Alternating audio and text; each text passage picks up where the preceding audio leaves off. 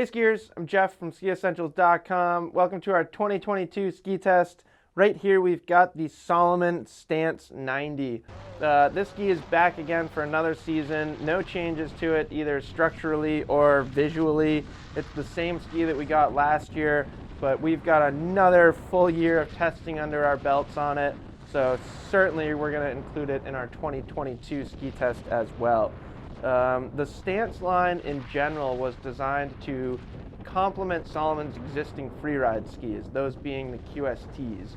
So kind of the comparable width on the QST line would be the 92, where that ski focuses on feeling playful and maneuverable and really fun. The Stance skis, I guess fun is a weird one to add. This is still fun, but this ski focuses more on being powerful and damp and strong. So when this ski first came out, it was really hard for us to not ignore it, again, which feels like a weird way to describe it. Rather, we had to compare it to other skis in the around 90 underfoot with 2 sheets of metal category, because there's a lot of skis in that category. And in general, we've found that the Stance skis feel like they have just a little bit more freeride influence in their performance than most all-mountain skis with 2 sheets of metal. I think that makes sense when you think about Salomon as a company, and it makes sense in how they build these skis too. So we get a poplar wood core in these skis, and then we get metal twin frame construction.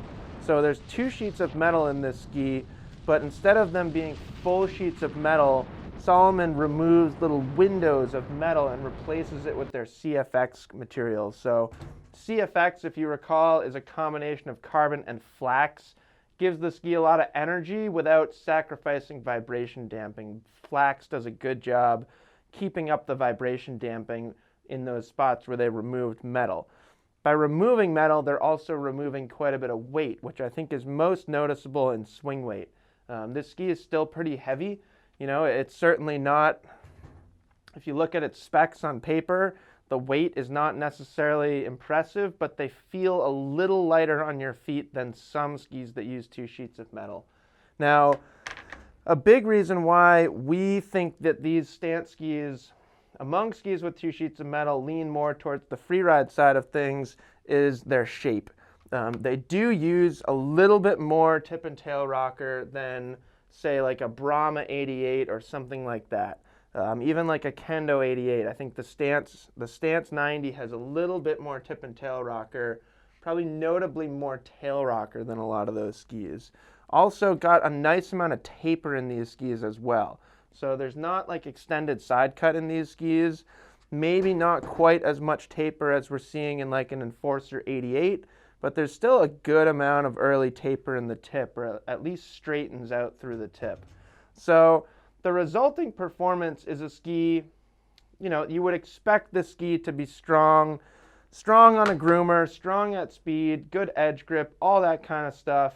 That is all true, but I find you can do a little more on them than you can on some skis in this category. A little easier if you take them into the trees. Edge release in the tail is a little bit easier.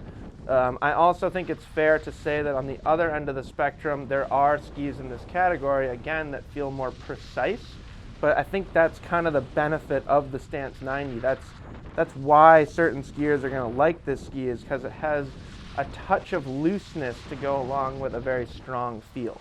No one's going to feel like they're lacking edge grip on this ski. I suppose some skiers might want something that feels like it's pulling them into a turn more.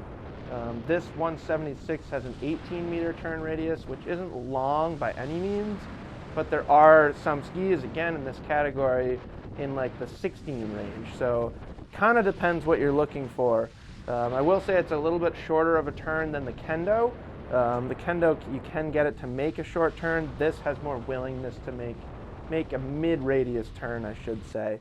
And then, yeah, you just get that little bit of kind of freeride influence. You can tell that they're made by the same company that makes like the QST 99 or now the QST 98.